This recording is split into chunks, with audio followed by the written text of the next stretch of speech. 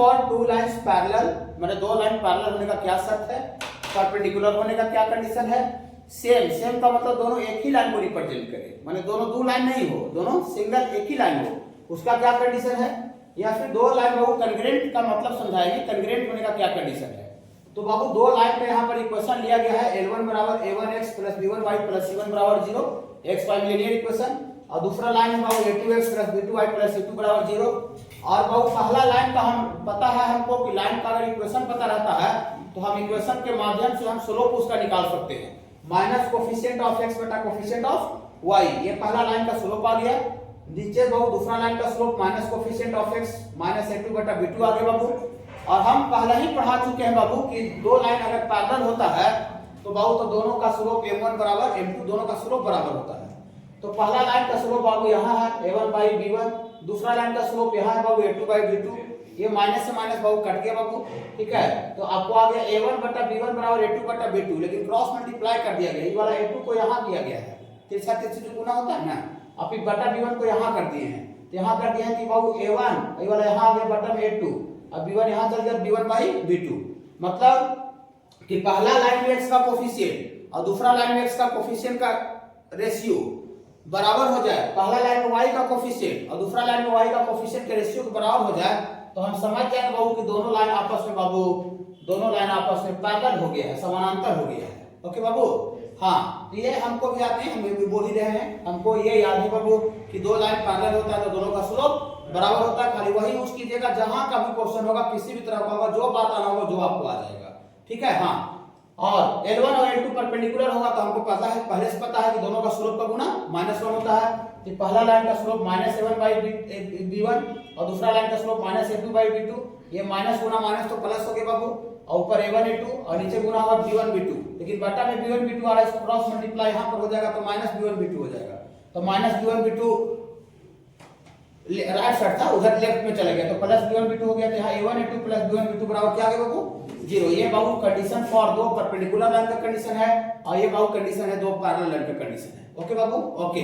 अब पैरेलल के बाद फिर आपको आता है सेम, और सेम के बाद कंग्रेंट। तो 3 नंबर में सेम बताने जा रहे हैं और 4 नंबर में कंग्रेंट बताएंगे। देखिए कॉन्फिडेंट बोले, कॉन्फिडेंट का मतलब होता है एक ही लाइन के ऊपर दूसरा का लाइन आ जाए, एक ही लाइन के ऊपर दूसरा का लाइन है, तो एक ही लाइन के ऊपर दूसरा का लाइन अगर आ जाएगा तो आपको दो लाइन दिखेगा, नहीं एक ही लाइन दिखेगा, ठीक है। मान लेते हैं बैंक में हम एटीएम में मैंने पैसा निकालने के लिए दो लाइन छोटा छोटा लगा हुआ था, ठीक है, आपको बोला है दो लाइन कहाँ लग खड़ा हो, एक लाइन में खड़ा हो जाओ, तो वो लाइन आपको इधर आगे इसमें लग गया तो आपको दो लाइन दिखेगा, फिर नहीं एक ही लाइन दिखेगा, ठीक है। लाइन का कोई लंबाई नहीं होता है कि लाइन लंबा दिखेगा लाइन छोटा दिखेगा, अभी कहीं पर लेंथ ऑफ लाइन पढ़े हैं अभी तक नहीं, लाइन लाइन होता है, लाइन चाहे वो इतना बड़ा हो चाहे फिर इतना बड़ा हो, ये लाइन का इक्वेशन का जहां तक बात होगा तो इक्वेशन दोनों का सेम आएगा, और इसको आगे बढ़ा दे तो इसमें इक्वेशन में कोई फर्क नहीं होगा, इक्वेशन सेम आएगा।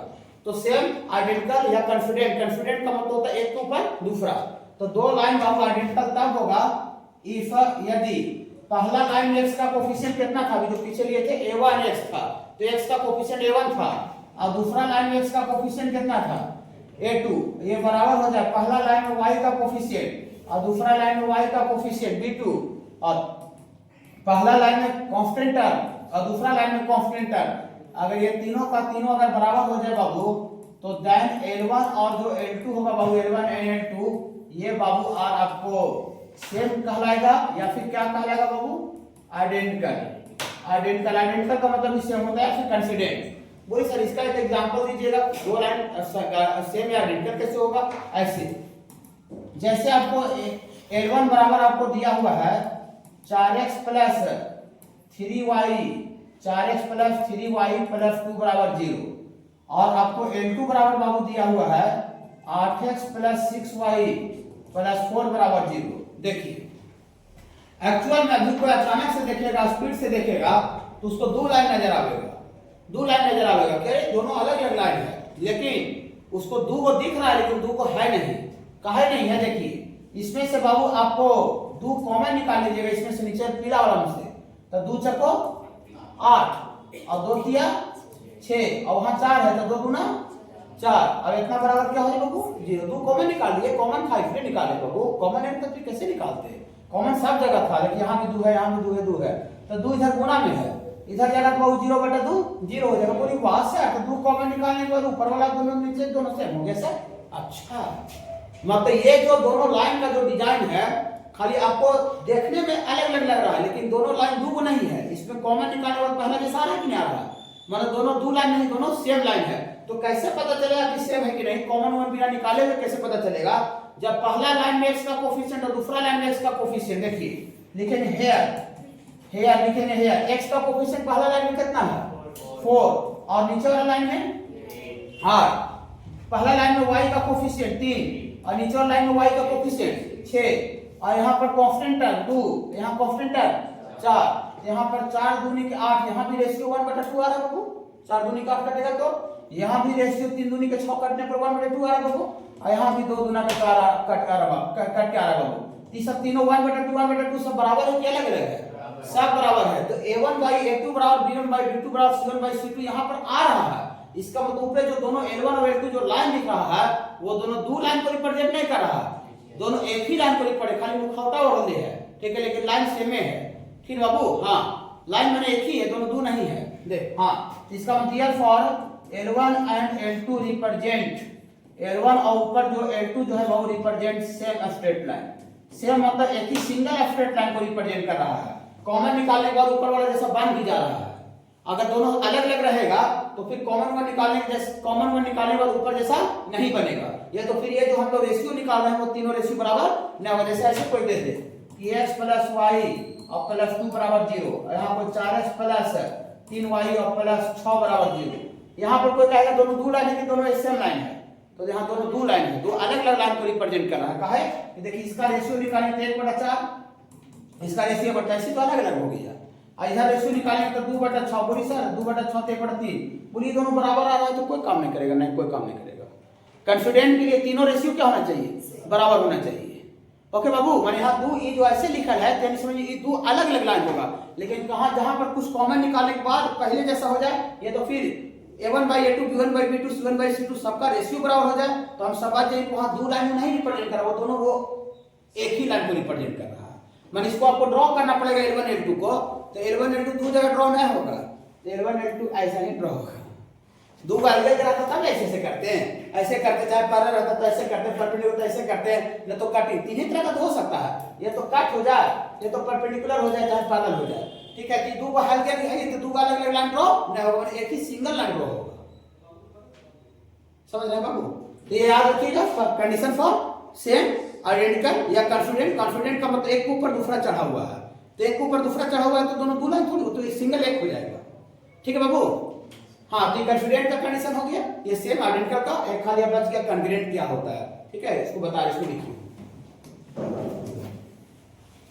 पहला नोट्स खाली आपको अच्छे से क्लियर हो गया बाबू, तो पूरा स्ट्रेट लाइन पर कमांड हो जाएगा, होना चाहिए। ठीक है बाबू?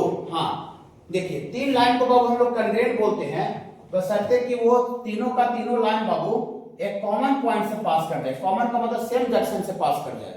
मान लेते हैं तीन गो ट्रेन है, ठीक है, एक मान लेते हैं हावड़ा से कोई कोलकाता जा रहा है, ठीक है, हावड़ा से कोलकाता किस जाए, ठीक है, हावड़ा से उधर दिल्ली जा रहा है, ठीक है, हाँ हावड़ा से दिल्ली जा रहा है। एक और मान लेते हैं उधर आसनसोल से कहीं कुछ जा रहा है, वाराणसी जा रहा है, फिर एक और कोई धनबाद से कहीं जा रहा है, और तीनों का तीनों ट्रेन अगर मान लेते कॉमन पॉइंट गया जंक्शन से पास करे, गया जंक्शन इज कॉमन, तीनों का तीनों ट्रेन अलग अलग जगह जा रहा है, ठीक है, अलग जगह से खुल भी रहा है, लेकिन एक अगर कॉमन जंक्शन से पास करे, गया जंक्शन से, चाहे और कोई कॉमन जंक्शन से पास करे, तो हम बोलेंगे कि तीनों का तीनों जो ट्रेन है वो कॉन्ग्रुएंट है। कॉन्ग्रुएंट, ओके बाबू, कॉन्ग्रुएंट वही है। देखिए तो ये बाबू मान लेते हैं पहला लाइन है बाबू L1 बराबर 0, इसका इक्वेशन दे रहेगा, ठीक है, अभी लिखेंगे। और एक और बाबू L2 बराबर 0, ये दूसरा इक्वेशन है बाबू। अब ये दोनों लाइन बाबू को यहां से तो पास कर ही रहा है, देखिए कॉमन पॉइंट से, माने दो लाइन का कटिंग पॉइंट से, दो लाइन का पॉइंट ऑफ इंटरसेक्शन से तीसरा भी लाइन गुजर जाए, तीसरा लाइन पास कर जाए, तो ये दोनों लाइन का कटिंग पॉइंट, ये पीला वाला पॉइंट है बाबू, ये पीला वाला पॉइंट है, पीला वाला पॉइंट है दो लाइन का कटिंग पॉइंट से। अब दो लाइन का जो कटिंग पॉइंट, जो पीला वाला पॉइंट आ रहा है, पीला वाला पॉइंट से बाबू एक और लाइन गुजर जाना चाहिए, एक और लाइन पास कर जाना चाहिए। देखिए इसको हम दूसरा कलर से कर देते हैं थोड़ा लाइन को। देखिए देखिए ये जो हरा वाला जो एक और जो ट्रेन था वो भी कहां से गुजर गया, दो लाइन का पॉइंट ऑफ इंटरसेक्शन से पास कर गया। दो लाइन का पॉइंट ऑफ इंटरसेक्शन जहां आ रहा था वहीं से ये ग्रीन वाला भी लाइन आपको पास कर गया। तो ग्रीन वाला भी लाइन आपको पास कर गया बाबू, ग्रीन वाला भी लाइन पास कर गया। तो तीनों का तीनों लाइन देखिए गया जंक्शन कॉमन पॉइंट से पास करते हुए दिख रहा है। हाँ, ये दूसरा जगह से खुला दूसरा जगह जा रहा है, ये दूसरा जगह से ट्रेन खुला दूसरा जगह जा रहा है, ये दूसरा जगह से खुला दूसरा जगह जा रहा है, लेकिन सारा का सारा गया जंक्शन सपोज करते बोल रहे इसको, तो सारा का सारा गया जंक्शन से पास करा है कि नहीं। तो तीनों का तीनों लाइन अगर एक सिंगल एक पॉइंट से पास करे, कॉमन पॉइंट से, कॉमन का मतलब पॉइंट सब जगह हो जाना है, सब लाइन पर लाई करना चाहिए। ये जो पीला वाला पॉइंट है पहला लाइन पर भी है, दूसरा लाइन पर भी है, तीसरा लाइन पर भी है, माने तीनों का तीनों लाइन एक कॉमन पॉइंट से अगर पास करे तो हम बाबू तीनों लाइन को कॉन्ग्रुएंट लाइन बोलते हैं। डिफाइन किया गया, क्यों कॉन्ग्रुएंट बोलते हैं उसका जवाब नहीं दिया जाएगा। फिर बाबू डिफाइन किया गया, बोला गया है कैसे से रहेगा तो ये बोलेंगे।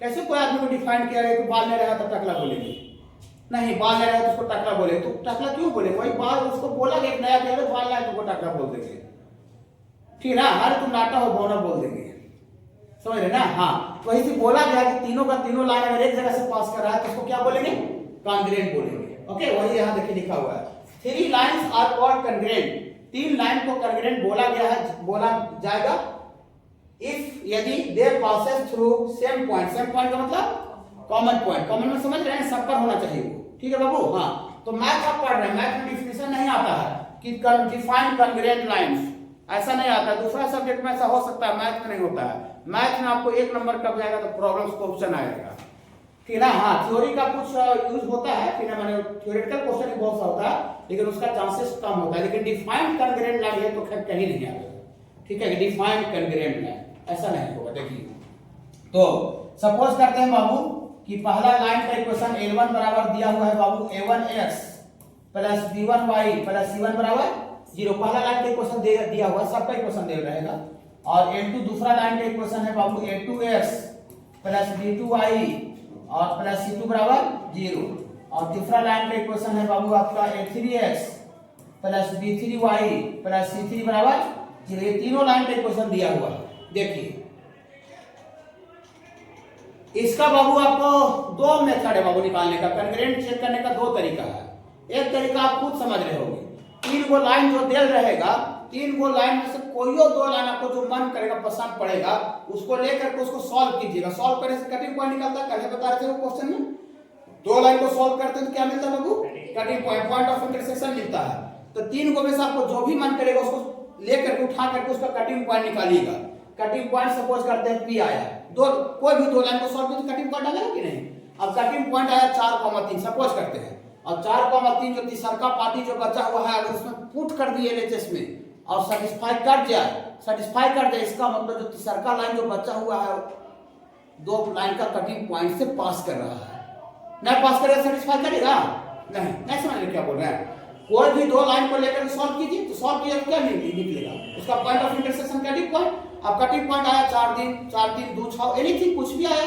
अब जो पॉइंट आया उसको तीसरा लाइन में अगर पुट कर दे LHS में और RHS आ जाए, इसका मतलब क्या हुआ कि तीसरा लाइन उसी पॉइंट से पास कर रहा होगा तब नहीं सेटिस्फाई कर रहा है। कहा कि कोई भी पॉइंट से अगर कोई लाइन गुजरता है तभी उसको सेटिस्फाई करता है, अगर वहां से वो लाइन नहीं गुजरा तो सेटिस्फाई नहीं करेगा। तो तीसरा पॉइंट को हम लाइन में डाले सेटिस्फाई कर जाए, मतलब तीसरा जो लाइन है जो बचा हुआ था उसी पॉइंट को 2 लाइन का कटिंग पॉइंट से ही पास कर रहा है। तो 2 को तो एक को कॉमन पॉइंट से पास कर ही रहा था, तीसरा भी वहीं से गुजर गया तो कन्वर्ट हो जाएगा ना। मेथड 1। मेथड 2 क्या है देखिए, ऐसा है, देखिए सब लिखा हुआ है, सब लिखवा देते हैं। देखिए लिखेंगे बाबू, ये मेथड 1 लिखेंगे, इफ 3 लाइन्स आर कॉन्ग्रुएंट, तीनों का तीनों लाइन कॉन्ग्रुएंट होगा तो देन एक बाबू डेल्टा डिटरमिनेंट से निकलता है। जब आपको कोऑर्डिनेट सिस्टम पढ़ा रहे थे एरिया ऑफ ट्रायंगल तो डिटरमिनेंट बताए थे, हाँ, तो हम उसी समय बोल दिए थे कि खाली एरिया ऑफ ट्रायंगल के लिए डिटरमिनेंट नहीं बता रहे हैं, क्योंकि उसको बताने में हमको आधा घंटा 40 मिनट का समय चला गया था। ये पूरा कोऑर्डिनेट में टपकेगा, सर्कल पढ़े वहां भी टपकेगा, पेयर ऑफ स्ट्रेट लाइन में टपकेगा, ठीक है। इसीलिए हम डिटरमिनेंट बताए थे ताकि आपको कोई दिक्कत नहीं होगा, ठीक है। देखिए, तो पहला लाइन x का कोफिशिएंट कितना है A1, y का coefficient B1, constant term C1 पहला रो में लिखिए। दूसरा लाइन का जो x y और कांस्टेंट टर्म उसको दूसरा रो में लिखिए, तो दूसरा रो A2 B2 C2। तीसरा लाइन में जो x y और कांस्टेंट टर्म का जो है उसको तीसरा रो में लिखिए, A3 B3 C3 का डिटरमिनेंट, और इसका अगर इस डिटरमिनेंट का वैल्यू अगर 0 अगर हो जाए तो हम समझ जाएंगे कि तीनों का तीनों लाइन क्या है, कॉन्ग्रुएंट है। आपको जो नोट्स मिला है इसमें इक्वल टू 0 शायद छोड़ दिया गया होगा असाइनमेंट में, उसमें थोड़ा सा आप कर लीजिएगा। पेज नंबर 55 इक्वल टू 0 नहीं लिखा बाबू, कर दिए हाँ, बराबर 0 छोड़ दिया है। और दूसरा मेथड क्या है बाबू, दूसरा मेथड क्या है, method two point of intersection, point of intersection of two lines, point of intersection of two lines lies on the third line, lies on the third line. इसका मतलब समझ रहे हैं क्या हो रहा है, दो लाइन का जो पॉइंट ऑफ इंटरसेक्शन है वो कहाँ लाई करना चाहिए, तीसरका लाइन पर, तीसरका लाइन पर स्थित होना चाहिए, तीसरका लाइन पर लाई करना चाहिए, मतलब तीसरका भी उसी जगह से पास करना चाहिए। अगर ऐसा कहीं हो जाए तब भी हम तीनों लाइन को कॉन्ग्रुएंट बोलेंगे। डिटरमिनेंट वाला भी तरीका से चेक कर सकते हैं ना, तो ये भी अभी दोनों तरीका से क्वेश्चन को थोड़ा बताते हैं। ठीक है, इसको लिखिए आगे। कॉन्ग्रुएंट का मीनिंग समझ में आया, तीनों का तीनों लाइन बाबू अगर एक कॉमन पॉइंट से पास करता है बाबू तो हम उसको कॉन्ग्रुएंट बोलते हैं, इसको समझिए शॉर्ट में। ठीक है,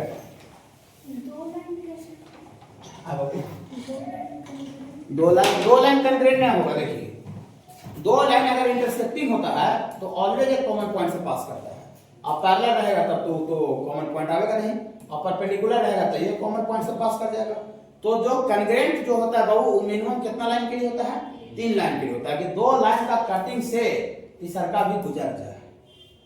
कहीं 2 लाइन रहेगा तो ऑलवेज इंटरसेक्टिंग होगा चाहे पैरेलल होगा, दो चीज से एक ही चीज हो सकता है। तो इंटरसेक्टिंग रहेगा तो एक पॉइंट से तो पास करवे करेगा, और पैरेलल रहेगा तो फिर पॉइंट ऑफ इंटरसेक्शन आएगा नहीं। इस दिक्कत को बहुत बाकी बच्चों को बताया थे कोऑर्डिनेट सिस्टम में। ठीक है, एरिया ऑफ ट्रायंगल देखिए, फॉर कॉन्ग्रुएंट के लिए दोनों तरीका से बता देंगे। ठीक है, मेथड 1 फॉर कॉन्ग्रुएंट के लिए, कॉन्ग्रुएंट के लिए टीचर हमें क्या बोला था बाबू, डेल्टा बराबर डिटरमिनेंट, इसको डिटरमिनेंट बोलते हैं बराबर लाइन को। ठीक है, हाँ, पहला लाइन x का कोफिशिएंट कितना है बाबू 2, y का कोफिशिएंट कितना बाबू 3, कांस्टेंट टर्म -8 है बाबू। फिर दूसरा लाइन x का कोफिशिएंट 1 है बाबू, y कोफिशिएंट -5 है बाबू, 9 है बाबू, यहाँ 3 है और 4 है, -11। इसका देखते हैं वैल्यू निकालने के बाद अगर 0 अगर आ जाएगा तो हम समझ जाएंगे कि तीनों लाइन क्या है, कॉन्ग्रुएंट है। देखते हैं इसका वैल्यू निकालते बाबू, थोड़ा रिवाइज हो जाएगा। जो बच्चे नहीं थे वो थोड़ा सा ध्यान से देखेंगे कैसे वैल्यू निकलता है जब, और जो बच्चे अगर पहले से जानते हो उनको कोई दिक्कत नहीं है। डेल्टा देखिए, इसका वैल्यू कैसे निकलता है बाबू, इसको कोई भी रो चाहे कॉलम कॉलम हम अगर एक्सपैंड कर देते हैं, विस्तार कर देते हैं तो उस डिटरमिनेंट का वैल्यू आ जाता है। पूरी सर एक्सपैंड कैसे कर देते हैं, एक्सपैंड करने के लिए बताए थे। डिटरमिनेंट का साइन बाबू ऐसा होता है, एलिमेंट का प्लस से चालू होता है, याद होगा थोड़ा थोड़ा, माइनस होता है, प्लस होता है, फिर प्लस के नीचे minus plus minus plus minus plus, ऐसा साइन होता है एलिमेंट का। तो सबसे पहले पहला रो हॉरिजॉन्टल को रो बोलते हैं, ऐसे सोया हुआ आदमी, पहला सोया हुआ आदमी है, पहला सोया हुआ आदमी है। और तो पहला सोया हुआ आदमी का पहला रो का ये पहला एलिमेंट है, इसका साइन के साथ लिखेंगे, साइन के साथ लिखेंगे कि +2 ना बाबू, +2। और फिर लॉजिक क्या होता है कि जिस एलिमेंट को हम ले रहे हैं उस एलिमेंट से पास करता हुआ कॉलम खड़ा आदमी, और उस एलिमेंट से पास करता हुआ सोया हुआ आदमी को छोड़ देते हैं, हटा देते हैं। तो हटाने के बाद ये चारों बचेगा, ये चारों चार को जब ऐसे रहता है बाबू, ऐसे रहता है सेकेंड ऑर्डर में, तो इसका वैल्यू को बता सकते हैं गुणा के। इसका होता है प्रोडक्ट ऑफ इट्स प्रिंसिपल, ऐसे ये दोनों गुना होता है a में d से, ये ad, ये दोनों फिर गुना होता है माइनस करके bc। ये बाबू सेकेंड ऑर्डर डिटरमिनेंट का वैल्यू होता है। इससे सब पढ़ाए हैं बाबू, बताए हैं, बोर्ड बंद करना पड़ेगा बाबू, बंद करते हैं। ऑफिस में लग जा रहा है तो बंद कर दे। थ्रू द पॉइंट, जो कि कहां से गुजर रहा है 2,1 से, and through the point of intersection of line this and this, ये दोनों लाइन का पॉइंट ऑफ इंटरसेक्शन से ही पास कर रहा है। देखिए, ये दो लाइन दिया हुआ लाइन का पॉइंट ऑफ इंटरसेक्शन से पास कर रहा है। तो L1 का इक्वेशन देल है, L2 का इक्वेशन, माने इसका पॉइंट ऑफ इंटरसेक्शन से भी पास कर रहा है। इसके पॉइंट ऑफ इंटरसेक्शन से क्या वो पास करेगा नहीं, करोड़ों अरबों खरबों पास करेगा। लेकिन करोड़ों अरबों खरबों में क्या कर रहा है कि इसे पॉइंट ऑफ इंटरसेक्शन से तो पास कर ही रहा है, और साथ ही साथ 2,1 से ही पास कर रहा है। तो इसका पॉइंट ऑफ इंटरसेक्शन और साथ ही साथ 2,1 से भी बोल दिया, तो 2,1 से पॉइंट ऑफ इंटरसेक्शन और 2,1 से करोड़ों खरबों पास करेगा कि एगो पास करेगा? एगो। इसका पॉइंट ऑफ इंटरसेक्शन और दिया हुआ पॉइंट, 2 पॉइंट से और एक लाइन पास करता है। 2 अगर दिया हुआ पॉइंट है तो 10 लाइन नहीं गुजर सकता है, सिर्फ इसको मिलाएगा तो क्या लाइन होगा बाबू? एक लाइन। वही ना सवाई लंबा कर 2 लाइन ना हो जाएगा, ये 3 लाइन, फिर 4 लाइन, 5 लाइन, ऐसे होता है। एक लाइन नहीं है, लाइन के तो छोटा रहे बड़ा रहे, एक लाइन है क्या? हाँ, तो ये पॉइंट ऑफ इंटरसेक्शन से ही पास कर रहा है, साथ ही साथ कहां से पास कर रहा है? 1,2 से ही पास कर रहा है। वैसा लाइन का क्वेश्चन निकालना है, 2,1 से पास कर रहा है। ओके, ठीक है बाबू। तो बताइए इसके पॉइंट ऑफ इंटरसेक्शन और 2,1 से पास करता हुआ एगो लाइन होगा, करोड़ों खरब होगा? एगो लाइन होगा। लेकिन खाली पॉइंट ऑफ इंटरसेक्शन से अगर कहता तो करोड़ों खरब होगा। जिसको निकालने का 2 तरीका है, एक तो फैमिली ऑफ लाइन का हम कंसेप्ट लगा के निकाल सकते हैं, और एक तरीका और क्या है कि दोनों लाइन को सॉल्व करके और हम पॉइंट ऑफ इंटरसेक्शन निकाल लें, जो सॉल्व करके निकाल रहे थे। पॉइंट ऑफ इंटरसेक्शन निकाल लेंगे तो एक पॉइंट यहाँ पता चल जाएगा, एक पॉइंट और पता है। जब 2 पॉइंट पता रहता है तो हम लोग पहला नोट्स में पढ़ चुके हैं 2.4 y माइनस y1 बराबर y2 माइनस 1 बटे x2 minus x1 into x minus x1। याद होगा थोड़ा थोड़ा, अब स्टेट लाइन चल रहा है। ठीक है, कि ये एक तरीका तो पुराना तरीका हो गया, मैंने पहले कहा। अभी हम लोग थोड़ा फैमिली ऑफ लाइन पढ़ रहे थे, इसका यूज करके थोड़ा करते हैं। देखिए मैंने वैसे भी आप कर सकते हैं, आंसर रिजल्ट सेम आ गया। ठीक है, अब किसी बच्चा दिमाग में चलता करे हम इसको ऐसे बना सकते थे, सारे ऐसे काहे बनाए, तो उसे बना सकता है, कोई दिक्कत नहीं। देखिए सबसे पहले ऐसा लिखते हैं, equation of family of lines. Lines लिखे, एस लगाए हैं, प्लूरल चल रहा है। Lines passing through point of intersection of किसका पॉइंट ऑफ इंटरसेक्शन बाबू? किसका point of intersection? x plus 2y बराबर 3 है, बराबर 3 ले लाइए, माइनस 1 बराबर 0 पहला लाइन है। और एक और लाइन कितना दे ले बाबू? एक और लाइन दे ले आपको 2x माइनस 3y बराबर 4 है, ले लाइए, माइनस 4। दोनों लाइन का पॉइंट ऑफ इंटरसेक्शन से पास कर फैमिली ऑफ लाइन के क्वेश्चन बोलिए। L1 का मतलब ये वाला L1 plus lambda L2 2x minus 3y minus 4 बराबर 0। कहीं भी 2 लाइन का पॉइंट ऑफ इंटरसेक्शन से लाइन पास करे यही कंडीशन लगाएंगे, L1 प्लस लैम्डा L2 बराबर 0। ओके, बताइए ये भीड़ है कि एगो है? ये पूरा भीड़ का इक्वेशन है। भीड़ माने करोड़ों खरबों भी देगा, लेकिन उस करोड़ों खरबों में देखिए पीला वाला जितना करोड़ों खरबों है, करोड़ों खरबों में से उसको छांट लेना है जिसका पॉइंट ऑफ इंटरसेक्शन से तो पास कर ही रहा, और साथ ही साथ 2,1 से पास करता है। ये करोड़ों खरबों वाला वैसा लाइन जो कि 2,1 से पास कर रहा है, तो 2,1 इसको सेटिस्फाई करेगा कि नहीं करेगा? कोई भी लाइन कोई भी पॉइंट से पास करता है तो पॉइंट ऑफ लाइन के इक्वेशन को सेटिस्फाई करता है। कि अभी करोड़ों खरबों है, लेकिन करोड़ों खरबों में जैसे ही 2,1 डाल के सेटिस्फाई करवाएंगे तो लैम्डा का जो वैल्यू निकलेगा उस लाइन के लिए निकलेगा जो कि पॉइंट ऑफ इंटरसेक्शन के साथ साथ 2,1 से पास कर रहा होगा। पकड़ रहे सारे बच्चे? नहीं पकड़ रहे? हाँ, कंडीशन यहाँ दे रही है कुछ लैम्डा निकालने के लिए। पूरी हर बार ऐसे ही दे रहेगा? नहीं, हर बार ऐसे नहीं दे रहेगा। जैसे जैसे क्वेश्चन का डिजाइन चेंज करेगा वैसे वैसे लैम्डा निकालने का जो क्राइटेरिया है, कंडीशन है, वो चेंज करता जाएगा। लेकिन कुछ भी देर रहे, लेकिन देर रहेगा, नहीं देर रहेगा तो करोड़ों खरबों जनरल लाइन में रहेगा, पार्टिकुलर पे नहीं निकल पाएगा क्या? हाँ देखिए, अकॉर्डिंग टू क्वेश्चन ये करोड़ों खरबों इट आल्सो पासेस थ्रू ये और कहां से पास करे बाबू? 2,1 से। 2,1 से पास करे तो कोई भी लाइन कोई पॉइंट से पास करे उसको मजा देता है कि नहीं देता है? मजा देना मतलब सेटिस्फाई मतलब पॉइंट को हम LHS में डालेंगे तो इक्वल टू RHS आ जाएगा। चलिए तो कैसे सेटिस्फाई करवाते हैं? डालिए x की जगह पे 2 प्लस 2 गुना y1 और माइनस 3 और प्लस लैम्डा इंटू 2 इंटू 2 और माइनस 3 इंटू 1 और ये माइनस 4 बराबर 0। तो ये कितना हो? ये 2 गुना 1 तो 2 ना था, 2 और 2 4 और 4 में से 3 गया 1 प्लस लैम्डा इंटू यहाँ 2 4 से 4 तो गोल हो जाएगा, ये माइनस 3 हो जाएगा ना बराबर 0। और ये माइनस 3 लैम्डा उधर चल जाएगा तो 3 लैम्डा हो जाएगा। तो यहाँ से लैम्डा बराबर कितना आ जाएगा बाबू? लैम्डा बराबर 1/3। तो जो लैम्डा जो 1/3 आया उसको कहाँ डाल दे बताइए जरा? पुट इन कैपिटल ए में, तो कैपिटल ए में डाल देंगे तो अभी लाइंस नहीं रहेगा, लाइंस नहीं रहेगा, वो करोड़ों खरबों में से एक हो जाएगा। कौन वाला हो जाएगा? जो कि इसके पॉइंट ऑफ इंटरसेक्शन के साथ साथ 2,1 से गुजर रहा है। पकड़ रहे सर? कोई दिक्कत है? नहीं। तो जब पुट इन 1 इसको डाल देंगे तो दियर फॉर इक्वेशन ऑफ, यहां देखिए लाइन लिखे हैं कि लाइंस लिखे हैं? लाइन लिखे हैं। अब हो गया सिंगल, बड़का बेटा हो गया, वो सब खच बचाव के सब बड़का छोटा बेटा बेटी सब था उसमें, ठीक है। हाँ, इक्वेशन ऑफ लाइन ये आपको आ जाएगा x plus 2y minus 3 plus lambda, lambda यहाँ है। हाँ, जैसे जैसे क्वेश्चन चेंज करेगा लैम्डा निकालने का तरीका बदल जाएगा, ठीक है। हाँ, और यहाँ से आपका ये 2x माइनस 3y और माइनस 4 बराबर 0, जिसका एलसीएम लेंगे तो 3 यहाँ गुना हो जाएगा। वो एलसीएम उसे ले लेते हैं फ्रैक्शन का जो रूल 12 में। हाँ, तो यहाँ से 3x प्लस 3 दूनी 6 माइनस 9, ये तो 1 है तो 1 गुना करेंगे तो वही रह जाएगा। 2x माइनस 3y माइनस 4, पूरा का जो बटा में 3 होगा उन्हें गुना हो जाएगा तो 0 गुना 3 0 हो जाएगा। तो 3 और 2 5x और 6 में से 3 गया 3y और 9 4 13 माइनस 13, ऐसा है देखिए तो,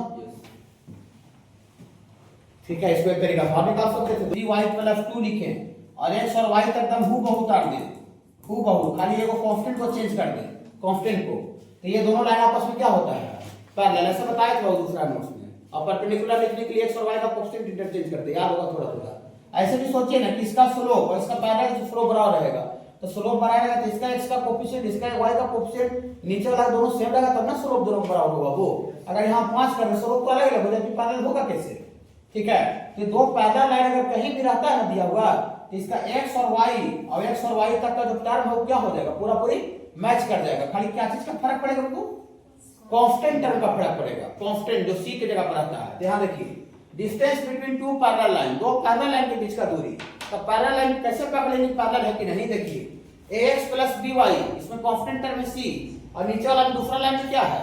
ax प्लस by, पूरी बात सर खाली कांस्टेंट c और ऊपर c वाली कैसे x और y तक सेम रखे सर है। तो वही डिजाइन देख के पता चल रहा है कि दोनों लाइन क्या है?